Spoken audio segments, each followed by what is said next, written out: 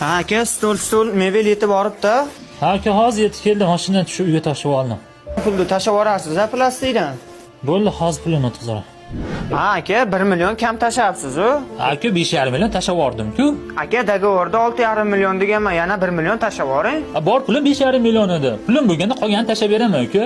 Aka, erkakmisiz? Labsiz bormi? Tashlab yuboring o'sha qolgan 1 million pulni. Aka, siz g'alatimisiz? Erkak laspas deb tashlaysiz. Yo'q, pul nima qiladilar? Ha bo'ldi aka, qo'yavering, qiyomatda olaman o'sha pulni. Bo'pti, o'shanda olasan. Alo. Akaxon, tuzamisiz?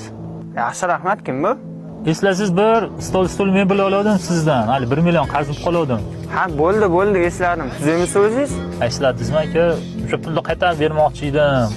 Oxiratga qolsa yaxshi ish bo'lmas ekan aka. Yo'q aka, men qiyomatda olaman deb qo'yganman u pulni. Yo'q aka, keyin unaqa qilmang, oxiratga qoldirmang aka.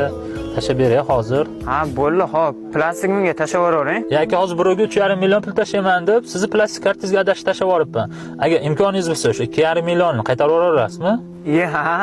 Ha, bo'ldi, hozir tashlab yuboraman. Aka, ishondimmi? Tashlab yuborasiz-a?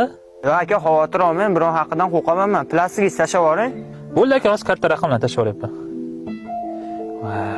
Hozir 3,5 millionga uxlardimi? Insof beribdimikin deb o'ylabman men bu akaga.